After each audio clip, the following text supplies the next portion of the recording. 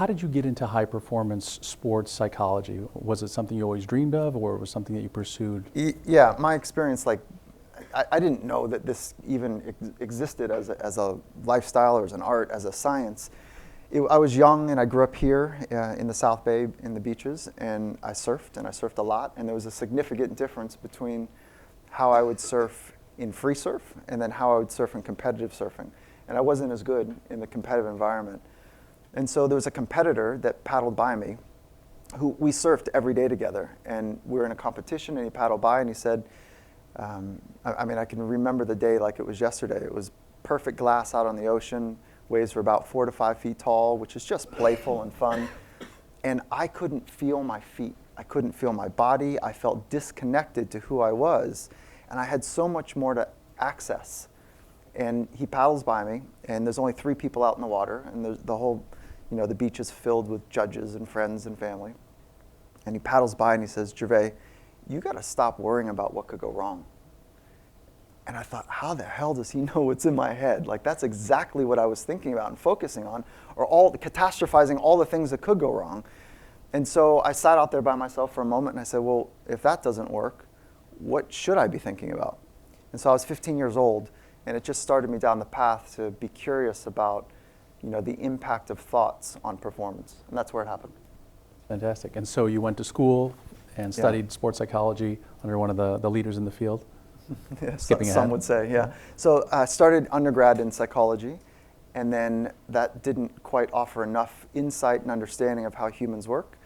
And then went back and studied psychology for a master's degree, and because that felt like the natural evolution. And then that wasn't right, though, because the arc of traditional psychology is in the study of dysfunction and disease and what's broken about the human experience.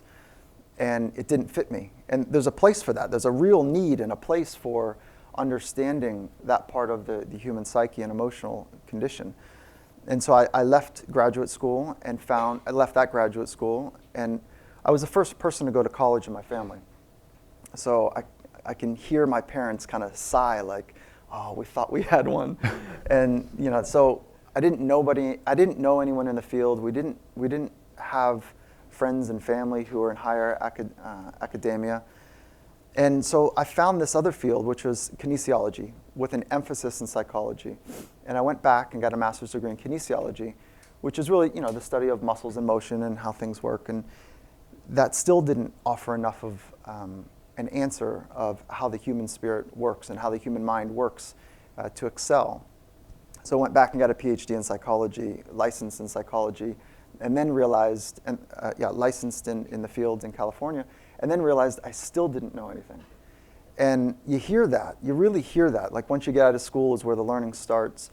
And for me, the academic experience was to really get a grasp of theory and to understand what those before me, have come to understand with clarity. And so it's the propellant to be able to launch into the next arena, wherever that arena is, to be able to learn and be open to learn a life of learning, and to be really curious about A, B, C things that you're curious about. And then for me, it was about how humans operate and excel in rugged and hostile environments. And that's where the learning, the niche learning took place. So typically this class is about mindset. It's called the entrepreneurial mindset, but we would explore it from every perspective. And normally it's sort of a trip through someone's life in order to get perspective. Sure. In this case, we don't want to spend that much time on that, because I want you to teach and train and coach tonight, and really reinforce some of the techniques that we've talked about. I had the privilege over spring break of attending one of their full day training seminars, 8 hours, with Nicole. Where's Nicole? Nicole back there. Nicole, say hello to Nicole. Alum, USC alum, women's volleyball player, Olympic medalist. Two-time medalist, two-time Olympian. Yeah. We're so fortunate to be able to work with people that are highly switched on, and we've also got Ariana Kukors in the back. Oh, Ariana. Ariana, yeah, which is also an Olympian and world record holder in swimming. And so we're really fortunate to work with people that are extremely talented in the field. And so. So it was great to work 8 hours of this, just couldn't get enough, and so I want to squeeze in sort of the mini seminar. So start with where you start with your client. Well, we'll start with your mission first of all, which I think is important for everybody, sort of the why you do this and what you hope to achieve through your practice and your life. Yeah. So me personally. Yeah. Yeah. So the why that I'm doing is I'm still curious. I want to understand how people can pursue their potential and how the mind works, how the body works, how we can access a craft and return to mastery, a path of mastery and an understanding of mastery as we now move into the next generation of most people in this room. If you go back to Maslow's hierarchy of needs, most people, they've already had their needs met. Most people in this room are not struggling for food and shelter. So what are you going to do with yourself? Like, really is the question. And the generation right before us took the opportunity and built some incredible technology. And that technology is now becoming very confused with meaning. Checking Instagram, checking Facebook, checking Twitter it's fun, it's great, it's wonderful, but it becomes confusing that is a demonstration that you matter when it's not. It's clearly not. And we intellectually understand that, but we all of us are up against 25 PhDs that understand behavioral psychology of those in the back office at Instagram and Twitter and Facebook, where we don't have a chance. They understand how to give us little hits of dopamine, which is what cocaine turns into in the brain, to keep us connected, to check again, and then it gets confusing that now we matter because other people like us. And it's really created this incredible pivot where our sense of value and meaning has moved away from mastery and has moved towards being liked. And it's a scary condition. And so for me, what I'm curious about is how do we get back to our roots, the roots of mastery? How do we get back to understanding how the mind, the body, and a craft are able to be excelled and accelerate in high stakes environments, whatever the high stakes are for everyone in this room. So the real challenge is, what are you going to do with your life? And for me, that's what I'm setting out to do. I'm fortunate enough to work with, we've got a whole handful. Adam O'Neill's been with me for 5 years, and he's on the same path. We've got Olympians and world-class entrepreneurs that are setting out to figure out how can we take the insights and understandings from people that have excelled in rugged and hostile environments by using their mind, by accessing their craft in environments that are difficult to be successful in. And if we can understand it there, we can translate and decode and provide simple strategies for others. And that's what we're trying to do. And that's, the audacious goal is to reach 1.5 billion people, because if we do that, everybody's got 5 friends at least. Maybe we make a difference and an impact across the globe. So that's kind of the mission, if you will. Well, if you and Nicole keep up the pace with your all-day things, you might hit them just in person and not have to do it at scale. Scale is the important part through digital and technology, and that's all in the works. So even though we are all in this room elite athletes, elite world-class athletes, for the rest of us, what type of tools do you start with in your coaching? Do you start with developing your personal philosophy? Do you start with core values? Where should we start in the exercise tonight? Yeah, so like if we get into the actual training, the first order of business, if we just pull back the curtain for a moment, the first order of business is that for you to pursue your potential, it's really important that you become grounded in who you are. And that is a life journey. That takes a long time to figure out who you are, but why not start now? So once you have clarity about who you are, then and only then do you have the opportunity to lead a life that has conviction. Now, just because you have clarity about who you are doesn't necessitate conviction. And conviction, to stand for who you are and to stand in it in rugged and hostile moments, is really the test and the resolve of how well you've created the mental discipline to have mental skills. And so first, it's a philosophy. And that's a really simple idea. And those of you who have followed Coach Carroll from here and now at the Seattle Seahawks, and his philosophy and the emphasis that he places on know who you are, that it begins right there, right? In 25 words or less, can you dictate, can you articulate who you are? And then that becomes the epicenter for being able to move forward. And we actually ask some of the students, to start thinking about that and to bring it and prepare it. We're not going to ask you to read them out loud. Don't worry about it. Why not? Do you want? How many people found the exercise helpful to sort of crystallize their philosophy? Wait, hold on. Before you raise your hands. Yeah, good. Yeah. Is that it's hard. It is really hard to articulate in 25 words or less who you are, especially when you're competing for time. And so before you indicate whether you did it, whatever, is that what you are competing against is the limited resource that you have that is jam-packed with noise. And the noise in the environment is really dangerous to your success. What is that noise? It's internal stress and it's external information.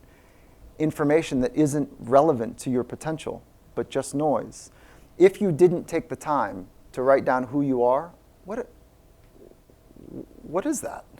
If you didn't take the time to articulate who you are as a man or as a woman, what are your guiding principles in your life? What happened? It was noise, other noise that competed for your time to be able to articulate who you are. And everybody here has a philosophy already, whether they wrote it down or not. We all do. Based on how you conduct your life, you've already got a set of principles. And if you don't get clear about who you are, other people will tell you who they are. If you don't get clear about your vision of where you're going in your life, other people will use you to articulate and accelerate their vision. That's just how it works. So if you didn't take the time to say, this is who I am in 25 words or less, as a starting point, it's likely because you became victim to the noise. And so with that being said, how many of you actually took the time to write down your philosophy? That's good. About 50%, 60%? You say more than that? You're giving them the benefit of the doubt. The only saving grace is I did not give them weeks to do it. I gave them sort of a day to do it. So, but even so, it doesn't take a day. It's hard. I mean, it's really hard to do. And to really sort of like drill down on what core values are important to me and what do I stand for and what inspires me, who inspires me. All those things color it. But once you sort of nail it, you are grounded, and it really gives you sort of some level of confidence in who you are and what you're doing. And then it becomes a filter. For me, it becomes a filter, like, how I evaluate opportunity, how I evaluate risk, because it sort of colors everything I do. When you're younger, when you get out of school, maybe you've got debt like I did. I got out of law school, and I wanted to make money. Like financial was a filter for me. It's natural, like how do I get ahead? As you get older in life, maybe you have some of that. Your filters may change. They may be, is it creative? Is it meaningful? Does it serve others? I mean, all those things. So there's no right answer. But it is figuring out who you are, and once you figure out who you are, you really start betting on those strengths and not caring quite as much about the other things. So you want to... Yeah, with that being said, before we ask you, we go a little further with philosophy, just out of curiosity, how many of you want to have a life where you slide into home base a little banged up, a little bruised, you've gone for it, you've let it rip, you've got a sense of peace at the end of life, that you really lived a life that had meaning, that you really took a shot and went for it? How many people want to live that life? Yeah, there you go. And it would be weird if you didn't raise your hand to that statement. You'd be saying something very aggressive about yourself. But so you raise your hand, you say, I want to get after it. And that means you have to take risk. That means that you have to be able to take a shot and get uncomfortable. And you've heard the phrase over and over and over again, get good at being uncomfortable, get comfortable being uncomfortable. But what does that mean? It means being emotionally uncomfortable, which means being on the edge of the edge of knowing if you'll be successful or not. That's what emotional uncomfortableness is. Or getting emotionally uncomfortable is going and saying things that are intimate and deep, like sharing a philosophy. So we'd love to see how many of you would like to come up and take a shot and share their philosophy in front of your peers. Okay, stop. This happens every time that we're in a group with people. 2 people said, yeah, let me take a rip at it. What happened to the rest of us that said, oh yeah, I want to get after it in life? Oh yeah, that's what I want to do. I want to get after it, and I want to slide into home base. And so right now, what you just realized, if you played it safe, you're revealing to yourself your psychological framework. And there's 2 basic pivots from a psychological framework. Either you're going to approach success in life, or you're going to play it safe. And everybody says, I want to get after it and approach success. And then when you have a moment to be tested, to see if you can be uncomfortable. Do you play it safe or do you go for it? And that's only for you to understand, right? You have to figure out within yourself, what is that story that you're telling yourself about going for it or not going for it? Two, you passed. Like that happened. Either you have ADD or something happened and, that's fine, but you said, yes, let me go for it. And the risk of going for it is that people that go for it, that enjoy the razor's edge, they get cut. They get cut. Like that's what happens on the razor's edge is people get cut. But if you play it safe and you never know, you never know. Great point. Since we're talking about high performance, I thought you and Nicole did such a great job of sort of demonstrating what high performance was and a little bit of it. Can we look at some of the slide or the video that you had available? Yeah, so the central question about high performance is first getting clear for you, what is it? And so if we can put up a slide here. Gervais?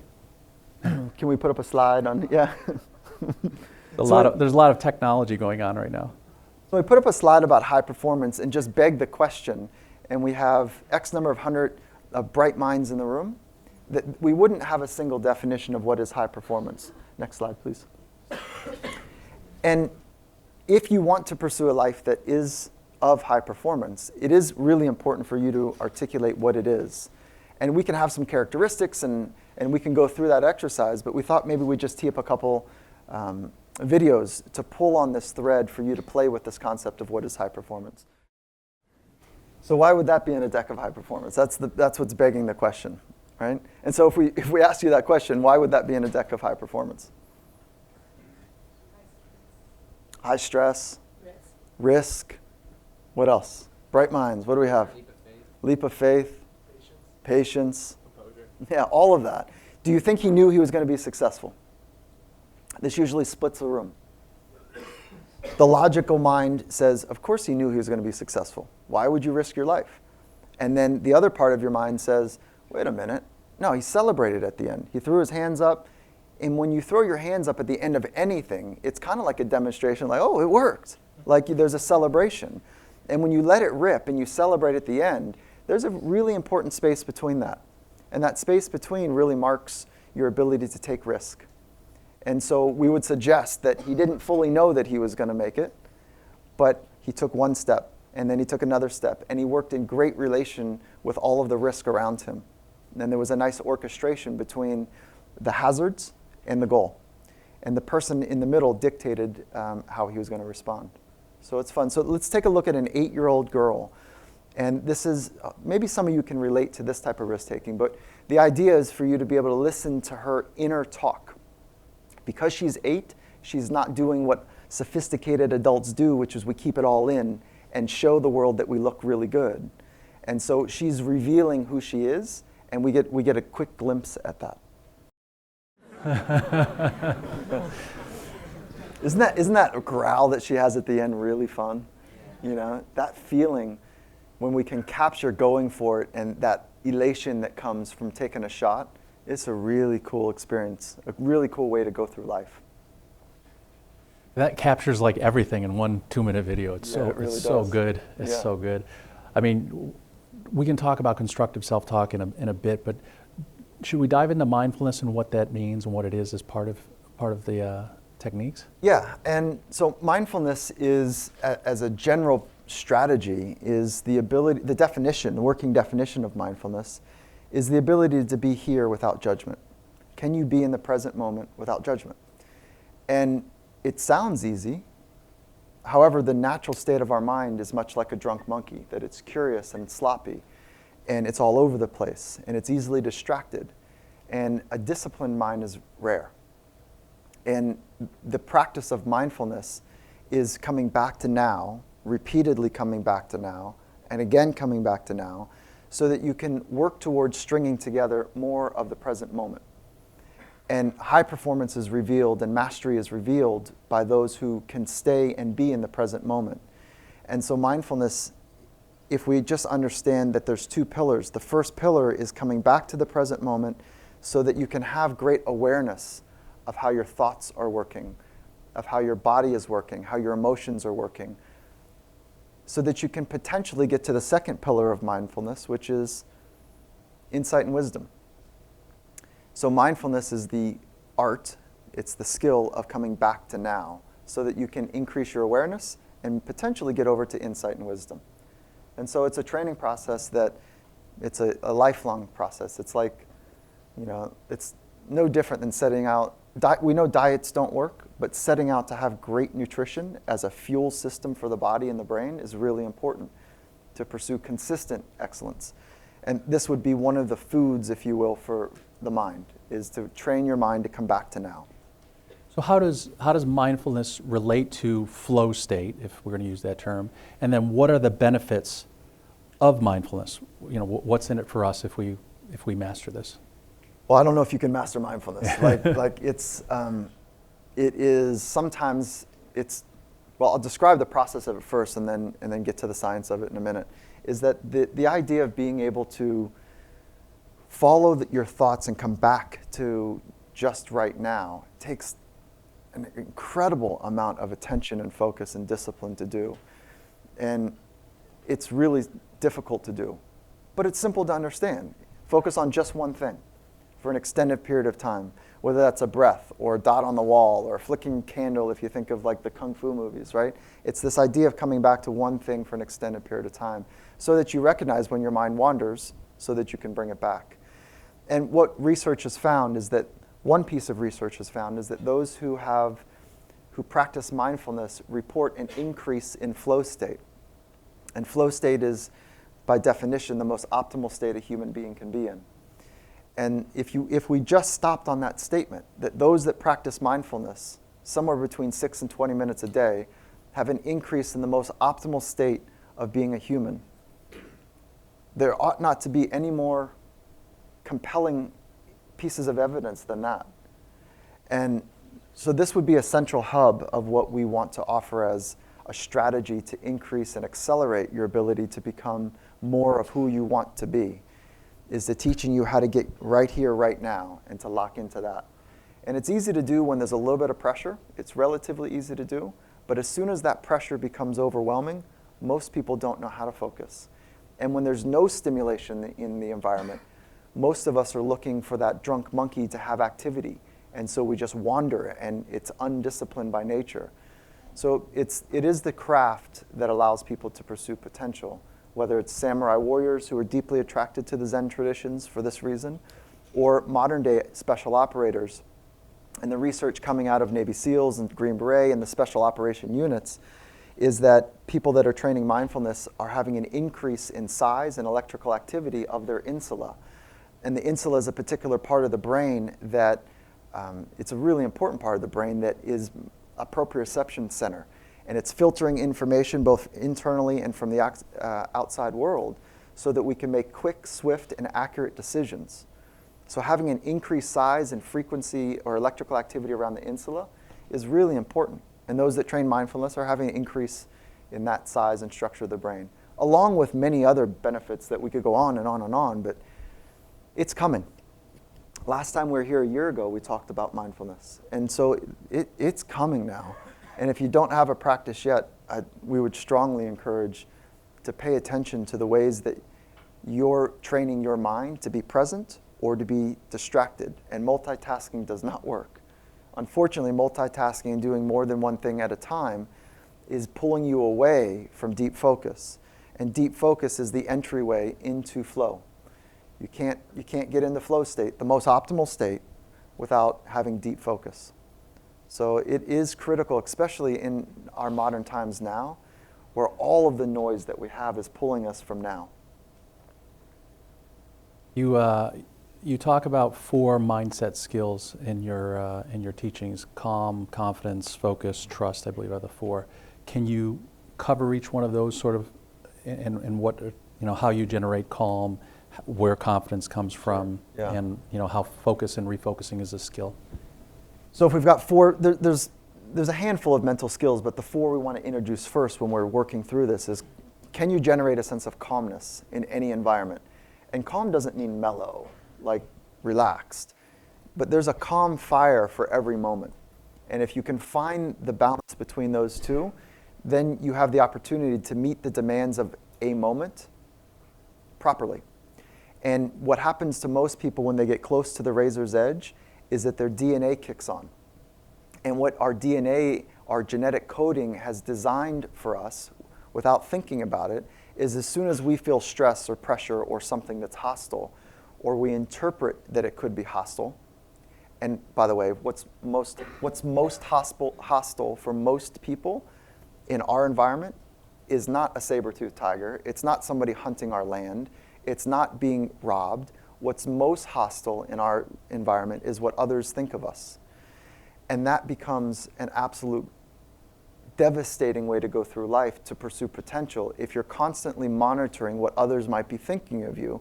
Because when you do that, you're activating a very primary system, ancient system in our body, which call it the razor's edge, right? That thought that somebody else might not find you favorable. And there's a very predictable response, which is fight, flight, freeze, or submission. And so fight is you get too angry, too amped, too much adrenaline, right? Running away is that you don't stay long enough to stay in that position to demonstrate craft. And then freezing and submissive, many people might be able to relate to the idea of not being able to articulate the thoughts that you want in just the right way or just the right cadence or in just the right prose to be able to attract interest or to share your idea to command leadership or teamwork. And if you can't operate your mind because of a freeze that takes place, it's one of the reasons is because you couldn't find that calm, sweet spot. And the last is submission. And that's basically like rolling over and showing your soft underbelly to whomever you're working with. And if that's a response that all of us have naturally to rugged and hostile and maybe some would say competitive moments, we need to teach and then train how to be able to operate at our best in moments that our DNA is saying, hey, just survive. And so that's why we want to be able to teach some of the mindset skills that propel people to be able to compete in just the right way, where that competitive mindset precedes excellence. And that competitive mindset is trainable. It's not just words that we can throw around. There's actually ways to train it. So for calm, one of the ways that you train it is through breathing. If you want to relax your system just a little bit, one deep breath is the beginnings of being able to do that. If you know that you get a little too amped up in some types of situations, and then you say to yourself, well, I'll just breathe when I get there, you're way too late. And so it's this consistent process of training your mind, to train your body to be able to relax on command. And that takes time and that takes practice. And those of you who struggle maybe with public speaking or sharing things that are intimate, this would be a beautiful practice to begin. And it's not more complicated than setting your timer for maybe 2-3 minutes, maybe 6 minutes, and just follow your breathing. And that would also be the beginnings of a mindfulness practice. So you can bridge the two together. And they're not just sort of those shallow, tight breaths that you have when you're nervous.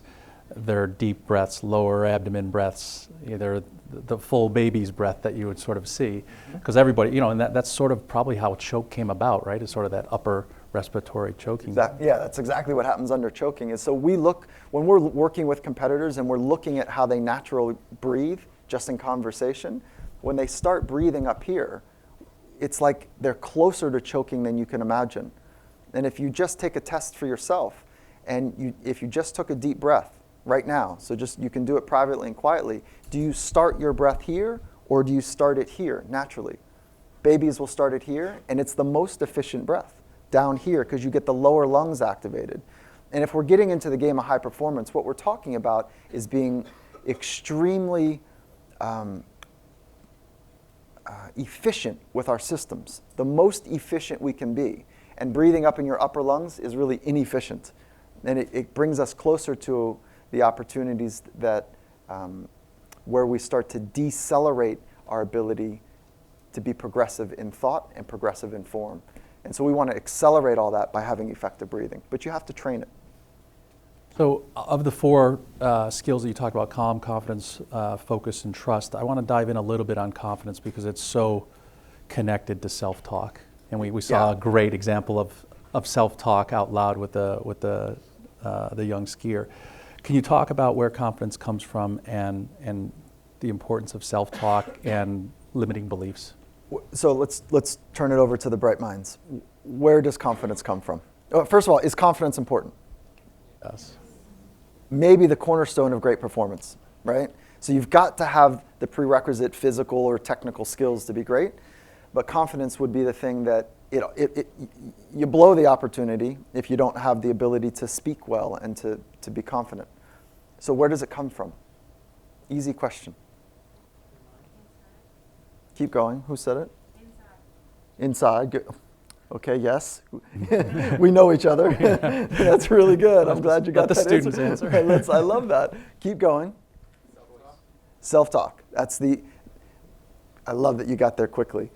Most people say it's your success, your past history, practice and training. All of that's important to be able to have credible self-talk.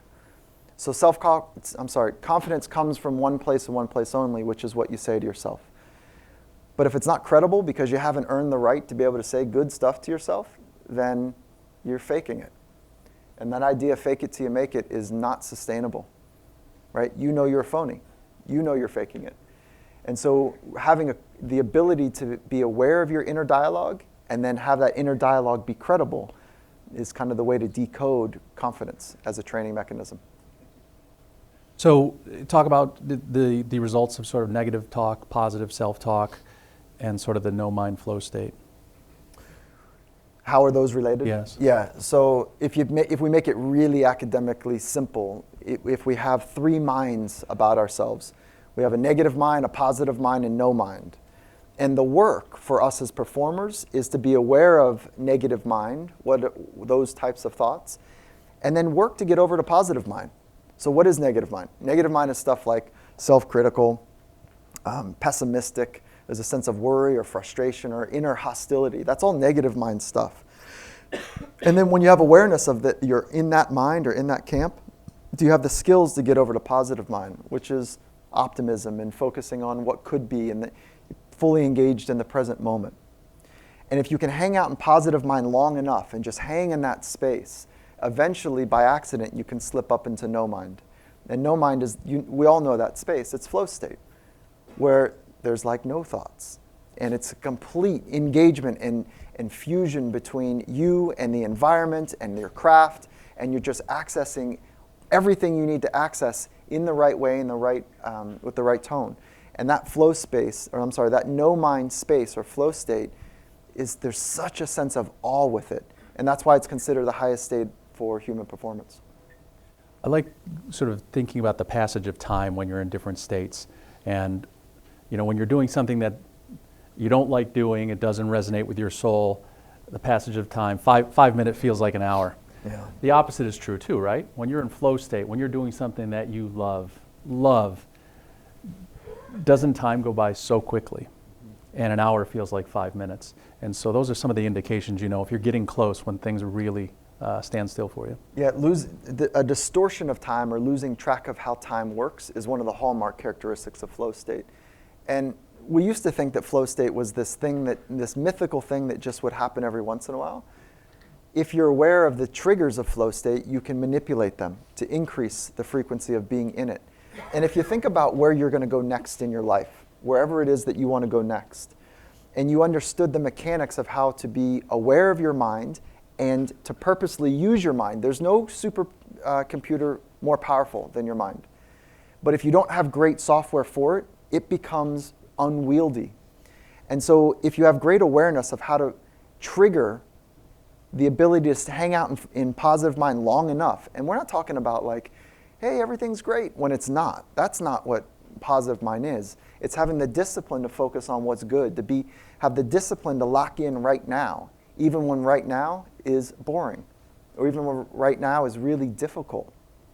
That would be the software to program you to be and to pursue your frequency, increased frequency of you being at the highest state that you can be in. Tell me that's not an asset to an entrepreneur effort or a corporation that you go into. Now you become a real asset. And it's more than hard work. Hard work is, everybody's going to work hard. And if they can't work hard, they don't get to stay on the world stage very long. So hard work is, it's not overrated. Like, you've got to work hard. But if you work hard and it's not intelligent because you haven't harnessed this amazing computer, it's like it just gets really it's just inefficient. And to create enough momentum to create global change or regional change or whatever the change is that you want to have for impact, this is a really important process, if you will. So the techniques and skills we've talked about, we've mostly talked about them in an individual context. So you see the skier, you see Felix. I mean, they're really, solo performers, and so getting their mind right and getting into the moment is sort of a solo endeavor. Most of us work in teams, work in companies, and you consult with teams as well. How did you originally get involved with the Seattle Seahawks? So the longer part of the story is that Coach Carroll and I were introduced by a mutual friend, and yes. Yeah, we were introduced by a mutual friend, and it was great, and it was wonderful, and we kicked it off in just a fun, spirited conversation. And he says, "Hey, why don't you come up and see what we're doing with the Seattle Seahawks?" I said, "Okay, let's go up there." And he created an environment there that was noticeable and noticeably different than many other organizations.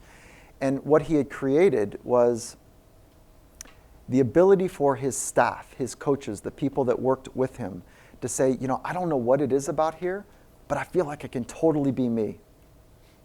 So he is exceptional at creating an environment, and maybe one day you'll be responsible or have the opportunity to create a culture or an environment to bring the best out of people. And there's a real simple idea that the two of us really appreciate, which is, how do we help others become their very best? And that very simple idea was just a galvanizing force, if you will, to lockstep and to really appreciate how wonderful it is when the culture is so great that people are able to pursue their very best and want to show up to be their very best rather than having to challenge and push them, that they want to show up to bring their best, and the interest that they have to train their minds to pursue their potential. And then when you get those two things together, great cultures and great mindset training, the software training for your mind, it's like some really cool things take place for performance. That's great. Well, we've talked about individual mindsets and individual performance. Let's switch over to the team, and let's welcome Michael's partner in crime, head coach of the Seattle Seahawks, Pete Carroll. Pete.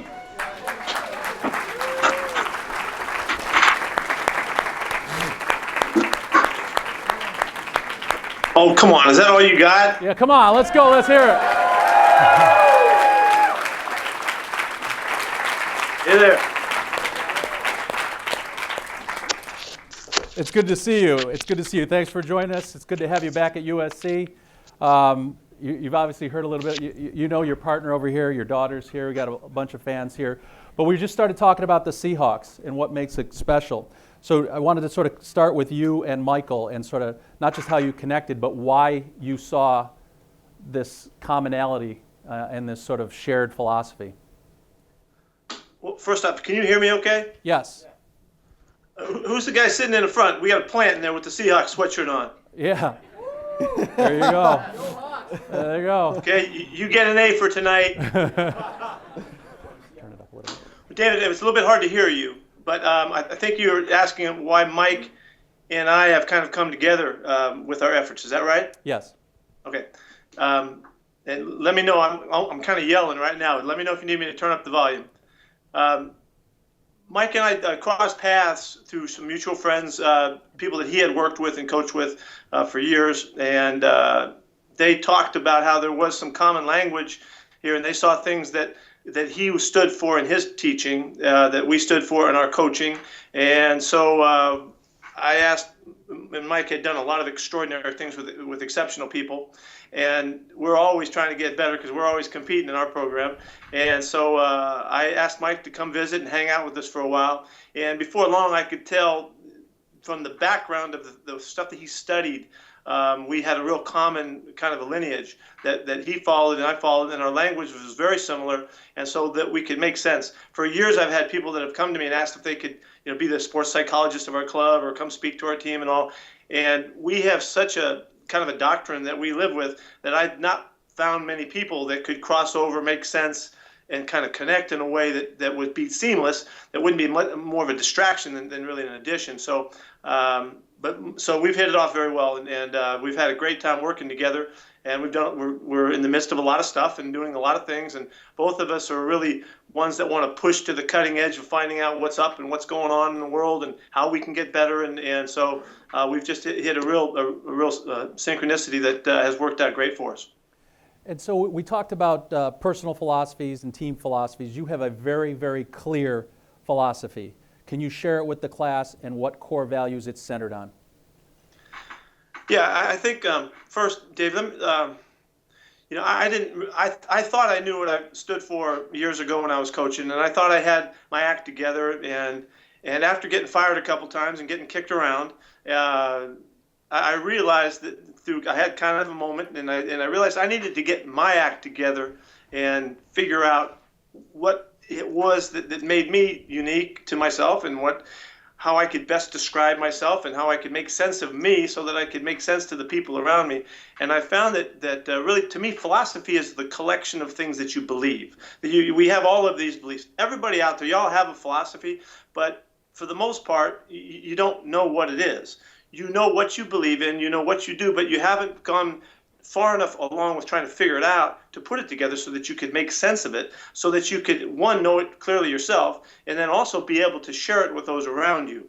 And when you're in the positions that we're in, where we're trying to teach somebody else, we're trying to lead somebody or teach a team, it's really important that I can communicate the thoughts that we have, the beliefs that we have, and make sense of them so that they could act on them and we could all get in concert with one another. So it really became, personally, I was in the midst of a process of trying to figure things out. I had been fired at the New England Patriots, and I was sitting at home. I had a year to kind of think things over, and I was contemplating everything. And I was happened to be reading in a book that John Wooden, the coach from UCLA, which we can speak about him fondly now. He's been gone a long time, even though he's a UCLA guy.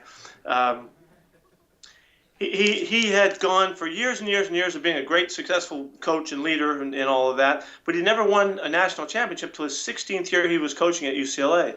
And when I read that, it hit me that it took him 16 years to find out what his approach was, so that once he figured it out, he was unstoppable. He won 10 of the next 12 national championships. If you can even imagine what that would be like for a team to go 10 out of 12 years to win March Madness, it's ridiculous to imagine that. Well, he did that, and then he retired and left the game.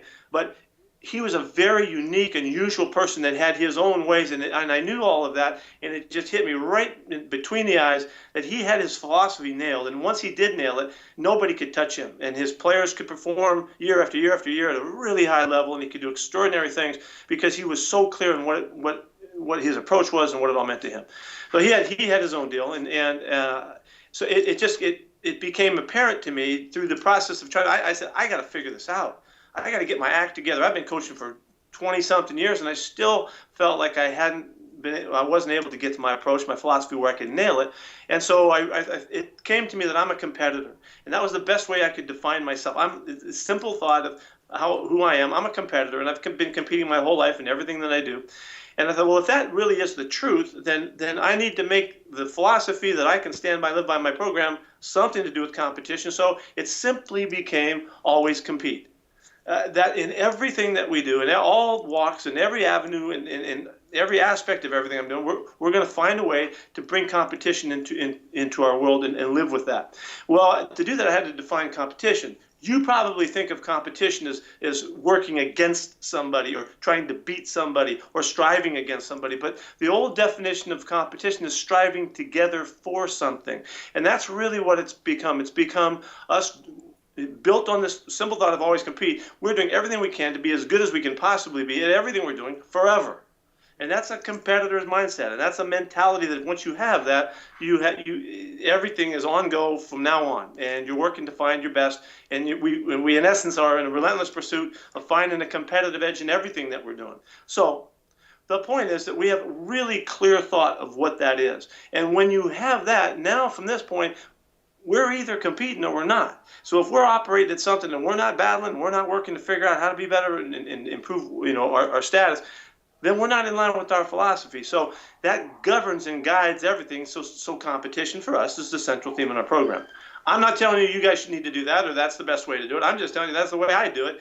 And that's what we have built our program on forevermore, and everything has stemmed from that. So when you watch us, you've seen those of you who have watched us when we were at SC, and those of you who watch us when you see us at Seattle, we are one of the most competitive teams year after year after year after year, I think solely because we're so committed to that which we believe in. And we're striving to find the very best that we have to offer. We ain't striving to win the world championship. You may think that we are, but we're not. We're striving to be the best we can be every single day in everything we're doing, moment to moment, which brings us to what Mike probably talked about. Did Mike talk about mindset?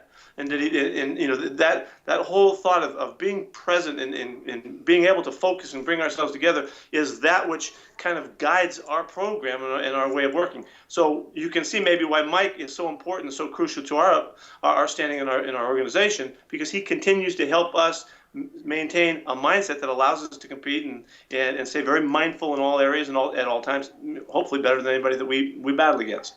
So that is kind of some background on it. So you talk about helping others become the very best they can be. And I've heard you use the term relationship-based coaching. Can you explain what that is and why it's different than another approach? Yeah. Simply what we set out to do is we're trying to figure out how we can help everybody in our organization in all aspects of it, not just the players, but the coaches and the administration and people that support us, to be the best they can possibly be.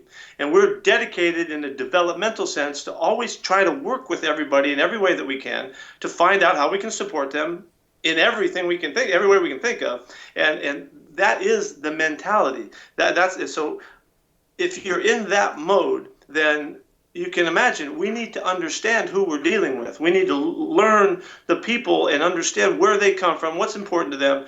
And that's why we talk about it. We're relationship-based organization and all that. And I'm getting notes. And that is the driving force in everything that we're doing. So we have organized a structure that allows us to where we have to know the people that we're dealing with. So the only way to do that is you have to have a relationship. It means you have to spend time with them. You have to put them in situations and in an environment where they can interact, communicate. Dialogue is important. Obviously, communication is huge, and so that we can best serve them. And as you know, everybody learns a little bit different. People have different ways that they accept information and the way they need to be connected with. And so we have to spend a tremendous amount of time so that we can maximize the connection and the ability to dialogue with people to help them in the best way possible. So I want to talk about your roster. Michael mentioned that games. Your profession, games are scored. You win, you lose. But you guys are not tracking score, wins and losses. You're tracking performance. Your roster typically, I wouldn't say this to Cam Chancellor or anybody to his face, but you guys don't have the best talent position by position across the board typically. Your roster is built, in no small part by free agents. So that the proof is that you get the best out of people without really having all the A players traditionally. Can you talk about what that means and what type of players you look for, their mindset, and what type of characteristics you look for in players? Okay. Well, to back up what you're saying, David, our roster is made up. We have, I think this year, there's 53 people on our roster. 26 people of our players were free agents. That means people that were not drafted by the NFL. So that means half of our roster is the connection is with guys that have come up through the ranks, had to make it the hard way.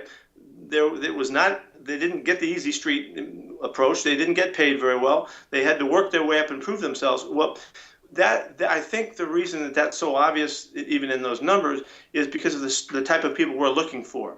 And we're looking for a certain type of person that has a makeup that we would define as a gritty makeup. That would be one that they're very passionate people. They're people that have a strong sense of perseverance. They will hang through everything. They don't let obstacles get in their way. They have a real sense on being and completing things and finishing things, and they will not be denied. They have to find a place to show who they are and what they're all about. When you have people that are like that, those people generally succeed better than others. And they will last longer, fight harder, study longer, pay more attention to the details, and they will be there when those other ones can't hang and finish. And so when you look for gritty people, and it's really that's somewhat of the definition of grit, then you build an organization around people who just have an attitude that will go beyond, last longer than those others around them. So that we compete with. So I think that's it easily stated as like it's the people that have a chip on their shoulder. Those that just they got an edge about them. Well, that's what our team's like, and that's what I'm like, and that's what they're like, and so we fit together pretty well. With that, we would like a team that perseveres, and a team that's passionate, and a team that can overcome obstacles, and a team that believes that they're going to finish and they're going to find a way to get it done. And I think if you watch us, just for instance, if you watch the horrible last game that we played against Carolina in the playoffs and we were down 31-0, what happened was you saw a bunch of guys that are determined to just prove that ain't going to be the way it's going to be.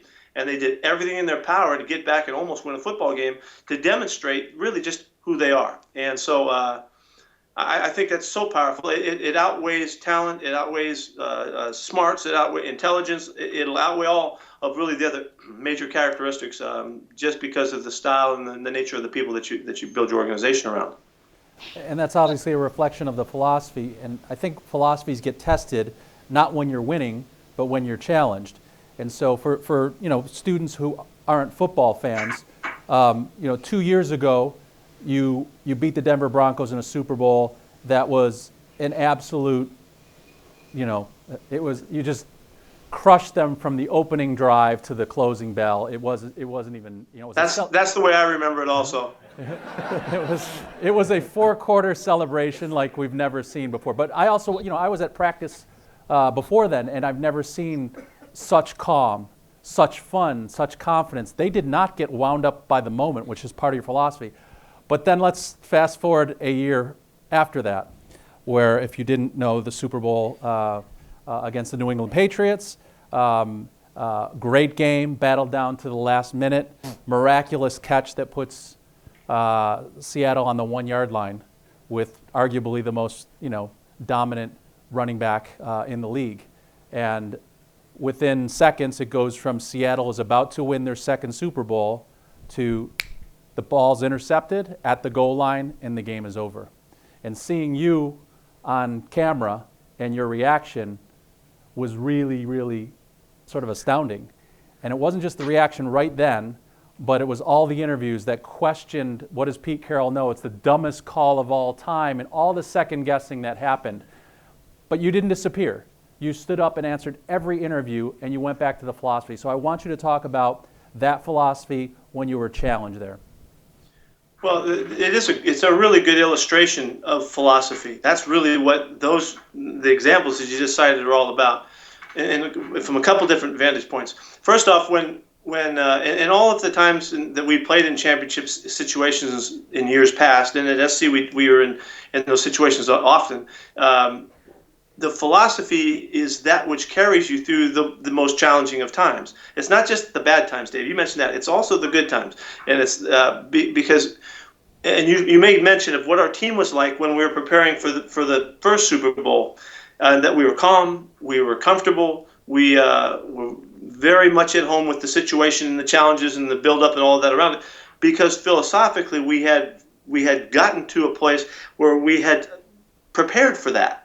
We were prepared to be in the limelight. We were prepared to be on that stage, and that had become normal for us. And if I go back to the SC days, because there were so many years of being on top, that it was the same there, that we had learned to be comfortable in an environment that was very unusual and exceptional for other people was normal for us. The reason that's important is because we want to be able to maintain our mentality and all of the things that Mike would talk to us about that are crucial in terms of performance. We want to maintain a balance in there so that we can perform like we're capable of it, no matter what the circumstance, no matter what the situation was. So that when we get to the Super Bowl, we can play like we're capable. We did. You saw what happened when we played against Denver. Well, not only was it important in going into the game, but as the result of the game and of championships of that magnitude have an extraordinary impact. And there's such an aftermath of those kinds of accomplishments that's just as devastating as losing a game. It's just as challenging to deal with that, because the whole point is not to win that game, it's to keep going and come back and play at a really high level again and perform like you're capable once again. Well, the philosophy is what kept us intact then, and the philosophy, what I believe, is what brought us back to be in that same position again the next year. And it was also the same approach and philosophy that took us from the devastation of a loss at the last second in such dramatic fashion to get back onto course so that we could work our way back again. Because the impact of the wins have a significance, and the impact of the losses have a significance. And what we need to do is neutralize that impact and allow us to perform like we're capable, regardless of what the situation and the circumstances are around us.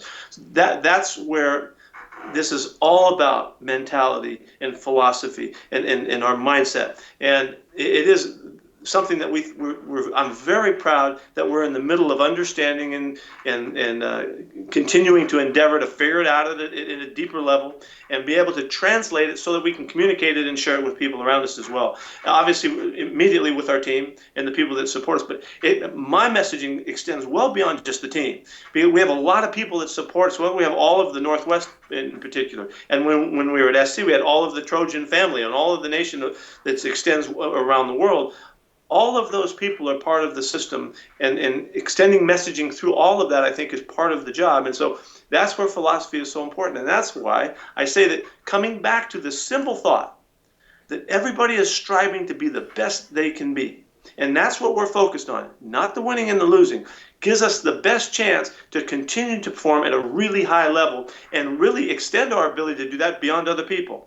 We've set records, we did it at SC, we set records in Seattle for being the kind of team that is consistently involved in the finish of games. We set an all-time record in the NFL, like this, doubled of what anybody had done in the past, of keeping games close even when we lose, or winning games, because we have, I think, a really strong mindset that keeps us in connection with coming back and coming back and coming back. And if you think about it, it goes right back to the basis of what we talked about in grit. It's that perseverance. It's that ability to handle obstacles and issues that come your way and maintain who you are regardless of what's going on around you. That's a hugely valuable skill. And it's a skill that you acquire through training and discipline and communication and dialogue and withstanding the opportunities to prove it whenever you get the chance.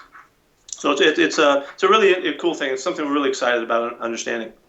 Well, learning from you and Michael and its application to sports, it's very easy to see the results of the philosophy and how it plays out. But for the rest of us, for the non-athletes or for the can this be applied to us? You're a coach, you're a teacher at heart. The three of us have gotten together and extended this with others here, and there's an opportunity possibly to extend this program and for people, students, particularly at USC, to learn this over time. What's your vision for something like that?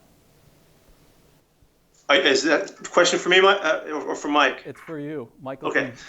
First off, I believe everybody needs to be coached. I need to be coached. You need to be coached. Those in your classroom need to be coached. We all can get better. It helps us to have guidance and helps us to have somebody kick us in the butt. It helps us to be inspired. It helps us to be motivated. And we have found, and Michael has done a tremendous job as we reach into the corporate world, that there's a tremendous need for this kind of mentality that we believe in and support and share and all of that.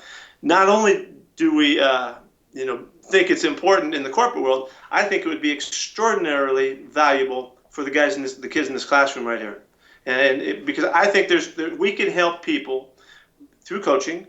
We can help people learn how they can perform at their best and how they can find their best selves and find the kind of mentality they need to perform at a higher level than the people that they're going to compete against when they enter the real world here when they leave campus someday. And it's something we're really excited about and looking forward for the opportunity to do that possibly. What do you know about that, Dave? Well, tonight we're announcing a new minor that's been approved at USC. It's a minor in performance science that allows you to take all the topics we're talking about, psychology, physiology, neuroscience, wrap it with this course, so you're already started in the minor, and you're going to finish in a capstone course that pulls it all together, that maybe at some point would have an influence from the people that you're learning from now, if they're not too busy. But the idea is to really prepare you, because it's not just for athletes anymore. 20 years ago, this was, softer science and was improvable. And now we know that it works. And it doesn't just work for athletes, it works for everybody. So the idea is for you to understand how the brain works, how your body works, how to switch on, how to get in flow state, and these techniques that, look, it's tough to teach in an hour. This is a lifetime of knowledge that we're trying to consolidate into an hour. But over the course of the semester, you can do it.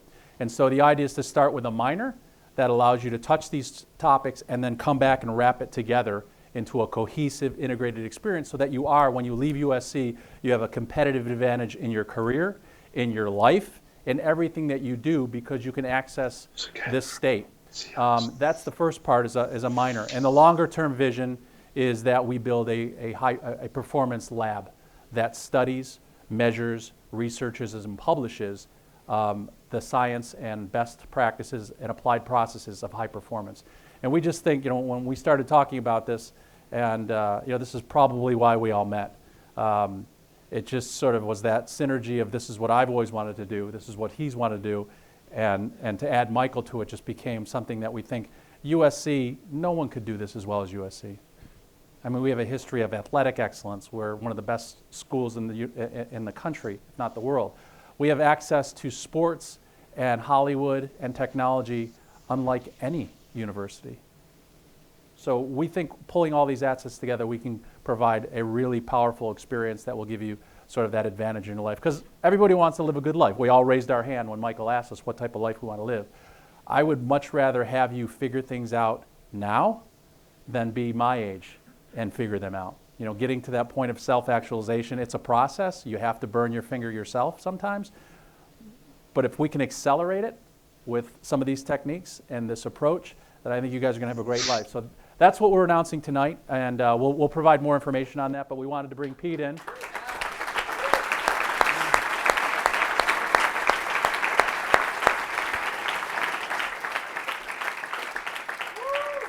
It is always awesome to see you at USC. If you want to give out some parting words to the students, but I want to be respectful of your time because I know you have a full-time job at the Seahawks.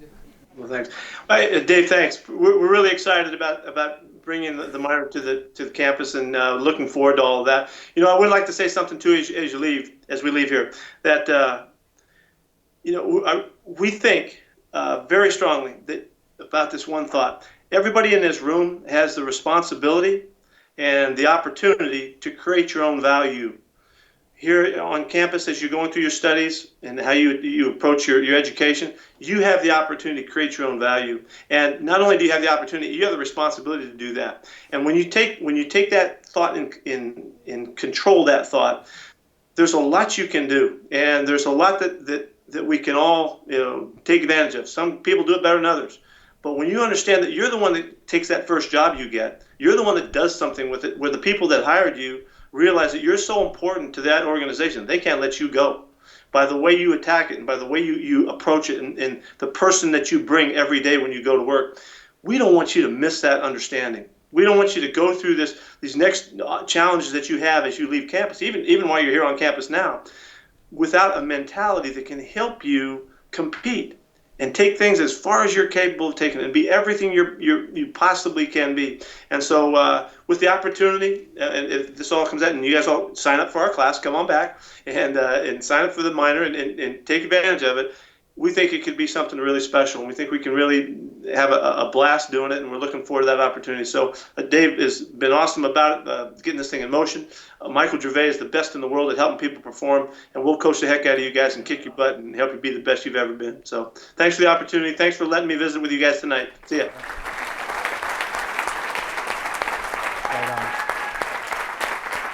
Seahawks.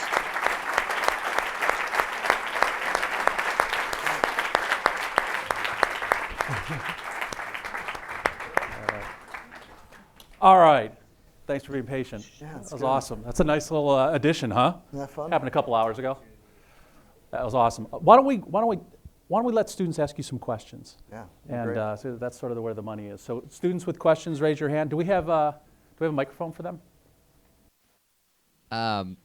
First of all, Michael, my name's Connor. Thank you so much for being here. When was the last time you were in the flow state, and how often do you reach it? Yeah, great question. And I think I had a dose of it tonight, and so part of the elements of flow state are that there's a challenge in the environment, and you have the idea that you have the skills to meet the challenge. And it's always a challenge to be able to articulate and find just the right words to capture what you understand inside. And so I think I got glimpses of it tonight, and so that can't happen without you, so thank you. And so that would be the easiest answer. Yeah. Hi, my name is Neil. Thanks for coming.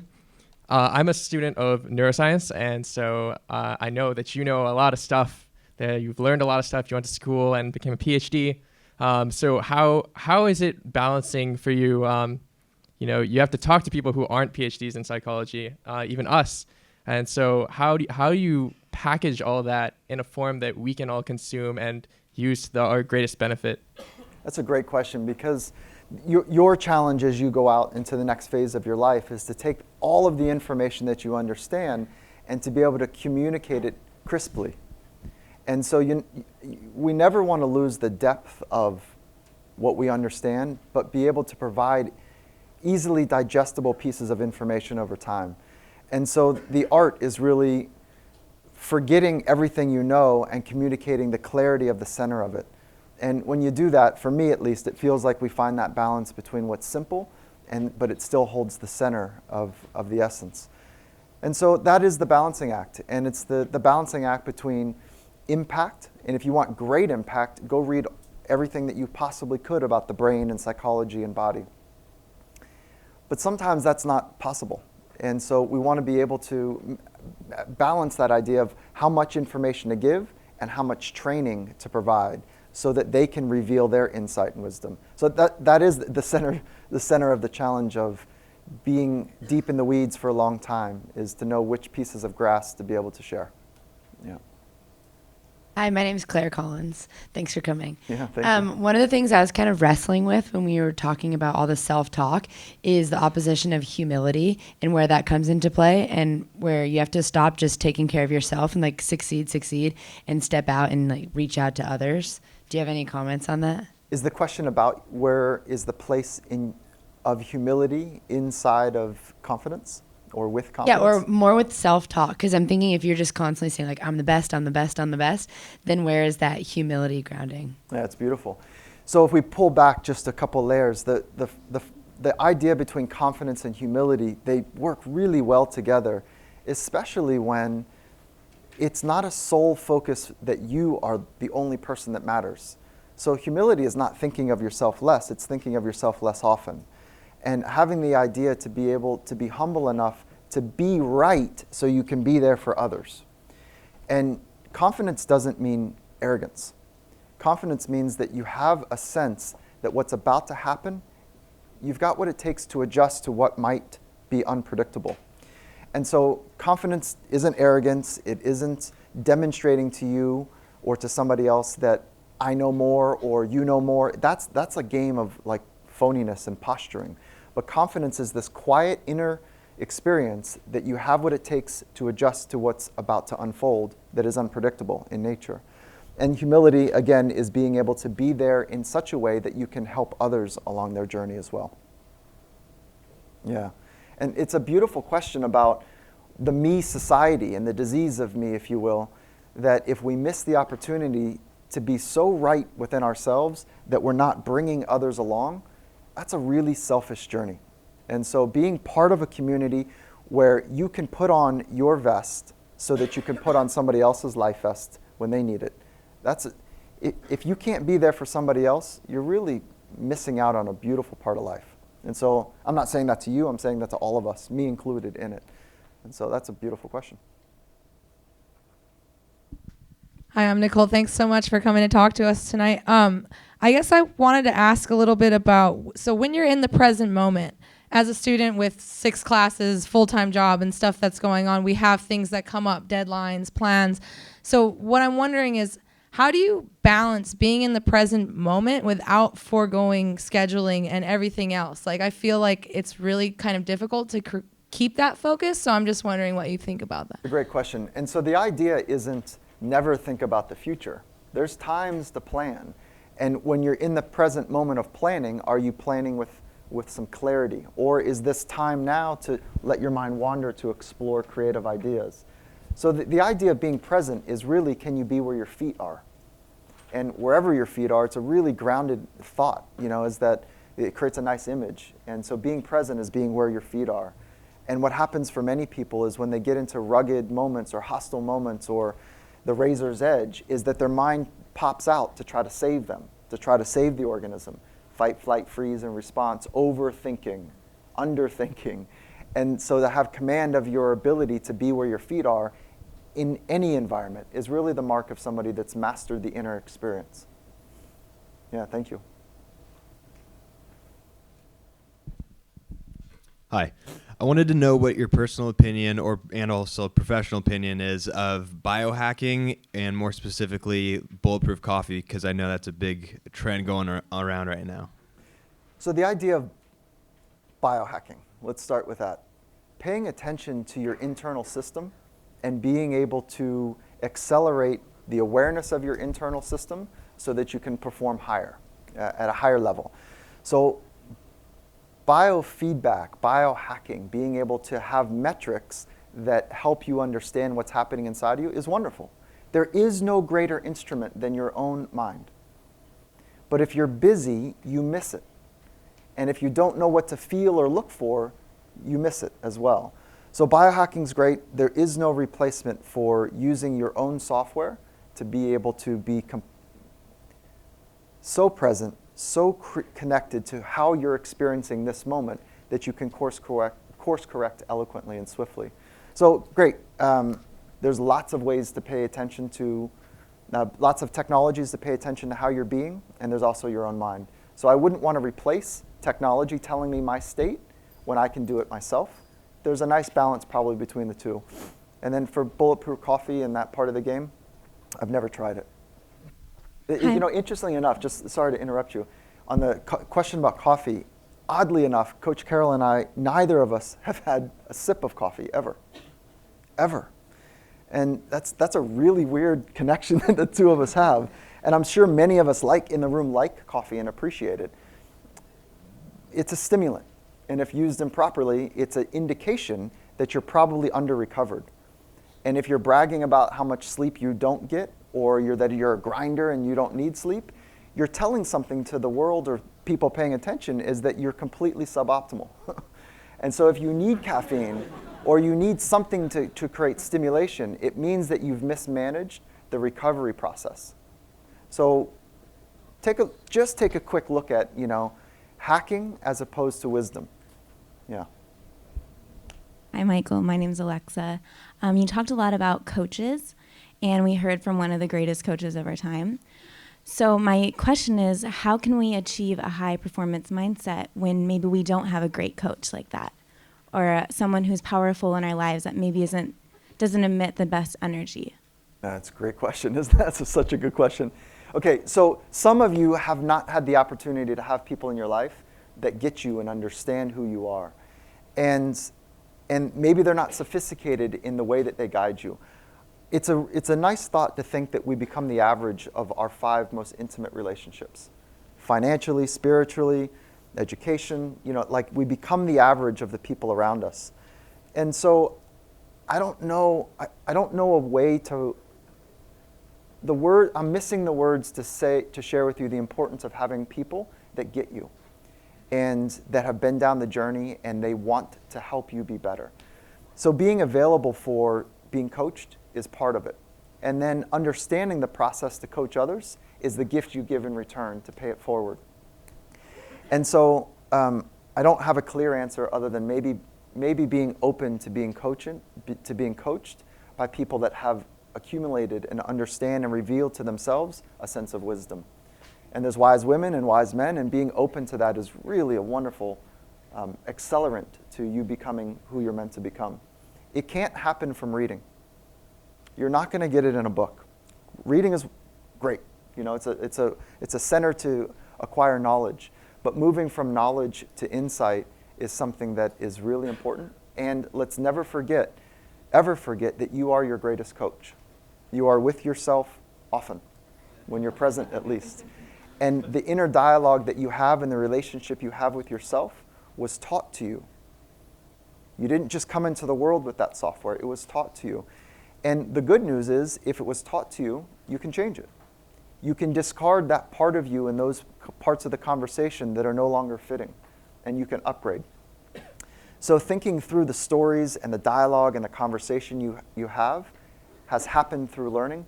You can upgrade, and when you upgrade, it's the accelerant to you. You're your first coach. That's why mindfulness is such an accelerant to being clear about who you are, is because you become aware of that inner dialogue and conversation. Yeah. Hi, I want to get your thought on body language, and because like some sports like golf, or a lot of these sports where it's kind of like be professional, be kind of that mentality, versus maybe football, baseball, a lot of these other ones where emotions almost wanted or accepted, outward emotion. What is your either good or bad, positive or negative? What's your thought on how it affects your inner mind, or if it's good or bad? Great questions. Yeah, really good questions. So language is the reflection of our inner experience, our psychological framework. And sometimes we use verbal language, and other times we use non-verbal language. So the language that you choose to communicate with is revealing thoughts. Psychological framework is made up of thoughts, the collection of stories and inner dialogue. And so whatever the nonverbal or verbal language that you're communicating, you are providing a glimpse into how you're experiencing this moment. And sometimes, we can see and observe weakness. We can smell it too. So the importance of being aware of your body language and your verbal language is really a great competitive advantage. And it sounds like I keep coming back to mindfulness, but one of the first pillars of mindfulness is awareness of your thoughts, your emotions, your body, and how the world around you is unfolding. Those 4 components. So we train it. We train body language, right? How do you want to respond when you get punched in the face? Really, how do you want to respond when you've been told something that is uncomfortable? It doesn't mean stone-faced.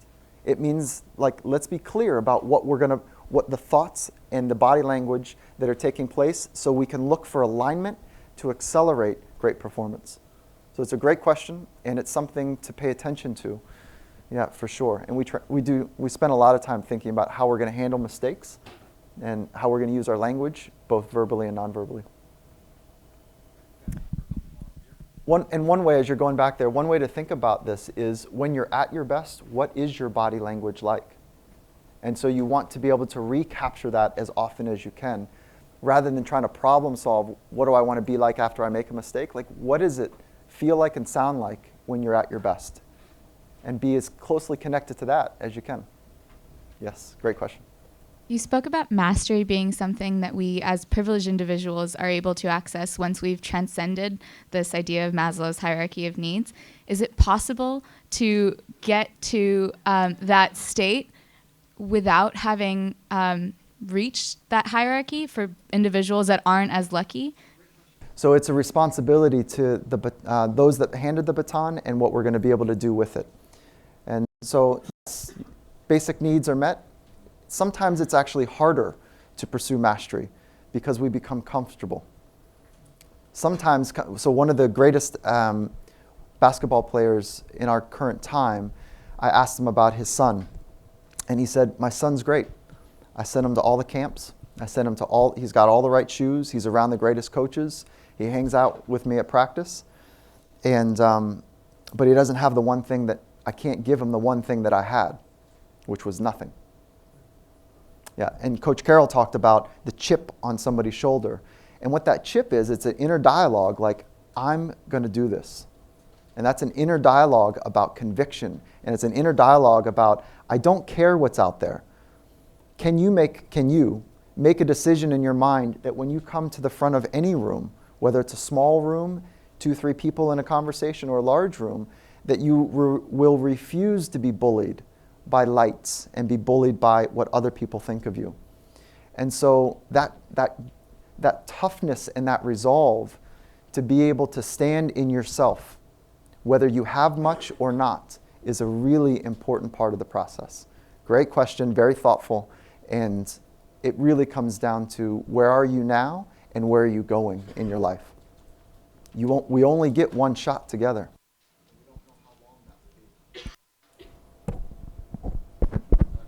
Yeah. Hello, my name is. 2 questions. One was, how do you practice discipline? The question was about imposter syndrome, right? And the imposter syndrome is really important to pay attention to. And the imposter syndrome is this little thought that I don't have what it takes, and I might not be good enough, and they're going to find out one day that I'm not good enough.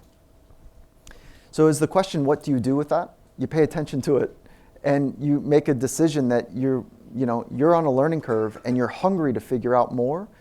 And the only way to learn is to really put yourself in situations where you are exposed for not knowing what you don't know.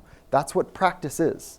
If you're going to go to practice, whatever it is, sport or conversational, and play it perfect, you never get to figure out the margins of what you don't know. So you hear this idea about failure is a great teacher. Failure, the way we define failure is not going for it. It's the fear of failure that's the problem. It's the fear of what others think is the problem. So imposter syndrome is the fear that somebody else is going to find out that I don't know very much. So why not tell them?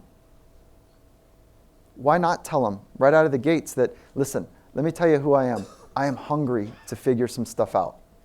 I don't know everything, and I'm going to go figure out the best of my ability to bring as much as I possibly can in and day out, to make this thing that we're working on together better. Right? So, people. Yeah, it's crippling. All right. Great questions, by the way. Yeah, insightful. Yeah. It's more important that you're heard and that you're recorded than me. I wanted to sort of bring it back to 2 things, some practical advice and then sort of some sort of macro advice or high-level advice. So the practical advice is, how do you begin your day every day? So there's a simple process that I begin my days with, and it begins with like an A or B decision making. And the first is, do I want to begin my day with mindfulness training? And what I'll do is I'll set my alarm, and one of 2 things take place. Is either I'll put snooze on, which gives me 7 minutes, if you follow kind of some modern technology. 7 minutes is an average snooze. And instead of rolling over, all I do in that moment is focus on breathing. And it's a way to become alive. And when I focus on breathing, I'm training mindfulness so that I can be better aware of my inner dialogue, and I'm getting my refocusing in. So it's a 7-minute mindfulness training is the first thing I'll do. Sheets are still on. Right? I haven't moved yet, but I'm waking up my mind with a vibrance about the entire electrical activity becoming alive where I want it to become alive. The second, if I don't do that, the second thing I'll do is a 90-second morning mindset training. And the 90-second drill, we can all afford 90 seconds. The first thing that I do is take 1 breath. So I'm starting the day off, rather than looking at Instagram, Twitter, email, which is all the noise of the world and other people's priorities, I take 1 breath. And what that 1 breath does is it starts to activate my parasympathetic nervous system, the relaxation response. So I'm training calm with just 1 breath. Then I'll have 1 thought of gratitude. And as we have studied and come to learn about gratitude, that it precedes joy and happiness. And if you want more happiness in your life, one of the antidotes for fear and frustration is gratitude. And so I start with 1 full thought of gratitude, and I feel it, and I completely become absorbed with it. That takes about 10 seconds. And then I set 1 intention for the day. And the intention, now my sheets are still on. The intention is like, how do I want to show up today? What's the tone? What's the vibe? What's the essence of that look like?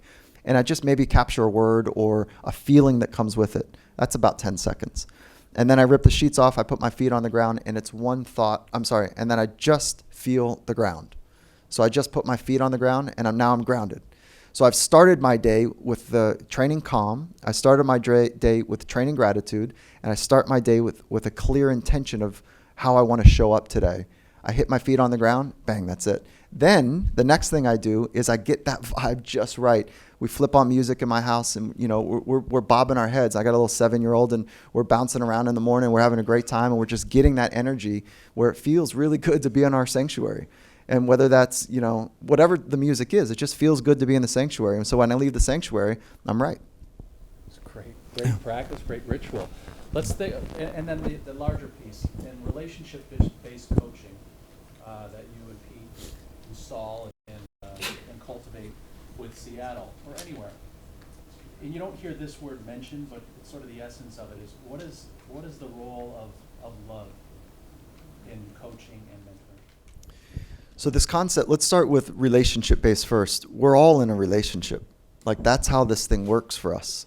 The relationship with yourself, the relationship with your spirit, the relationship with the earth, the relationship with other people. That's the center of being human. And so the idea that we're in relationship-based coaching is kind of like no kidding, right? Like that is what we're doing. Some people produce football, some people produce, real estate opportunities, some people produce manufacturing of goods, whatever the production is, it begins with relationships. And so we want to be really good at the relationships with ourselves and with other people. That's what we want to have happen. Then if we really strip it down, what we're looking for is to be in relationships where we really care about other people, to help them be their very best. Isn't that the relationship we want to be in with our loved ones?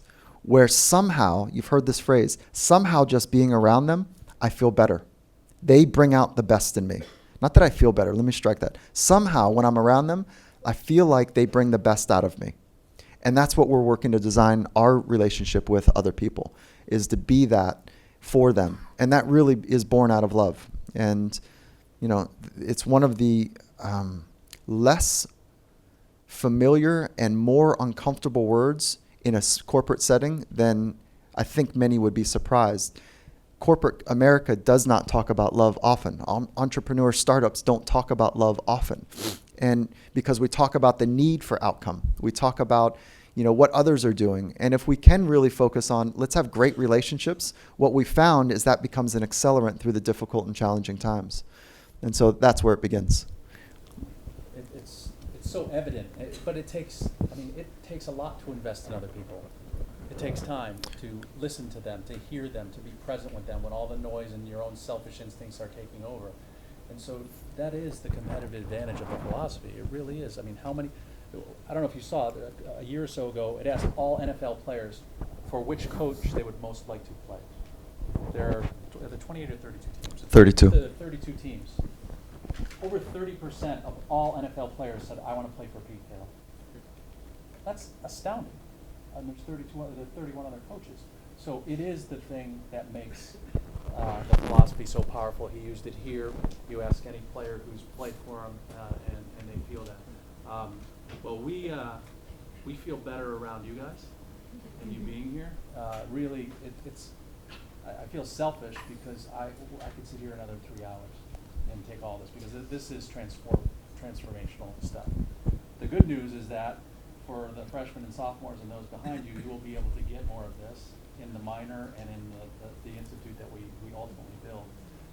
And we're excited to do it. It's an experiment. They've been already proving it, and to bring it to a college or a university is really something unique. So look forward to it, and those who want to help out, please help out.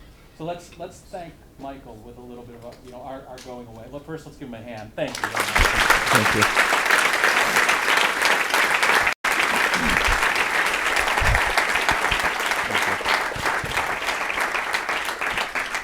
It doesn't get much better than this, but let's give them, and then we'll send this to Pete too. So all the things you learn, when I stepped in the back, I saw notebooks and computer screens full of notes. Cool. So, and this stuff is good for me as well because I want to hear it again and it sort of helps me digest it. But I want to think about in 5 years from now, 3 years from now, what things will you remember from tonight that really, really stick with you? Life lessons, techniques, methods, all the things that we've heard from Michael and Pete. So who's ready? Hands up. All. Ooh. Wow. Very cool.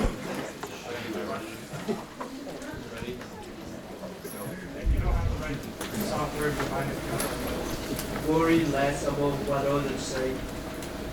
Don't play it safe. Stop monitoring whatever. You're your greatest coach. Learn your first step. Know who you are. Self-talk is talking. Breathe. Be grateful. Ignore the noise. Surround yourself with people with pretty makeup. Don't be a victim of noise. Ground yourself.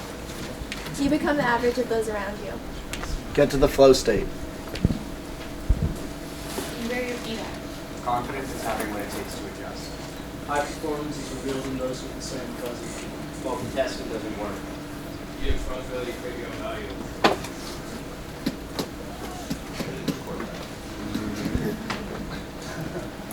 Go back to the present. Humility is not thinking of yourself less, thinking of yourself less. You don't get to flow state without deep focus. Put on your life vest first, you can put on the other body. Always compete. Wait for mastery. Either you're going to approach success in life or you're going to play it safe. Let it rip. Celebrate at the end. Lock into being right here, right now. You are your greatest coach. Confidence is delivering some great performance. In a relationship where you want to be authentic. There's a calm fire in every moment. Bring others along your journey. Start with knowing you. Clarity of your own approach makes you untouchable. Take the time to get to know yourself.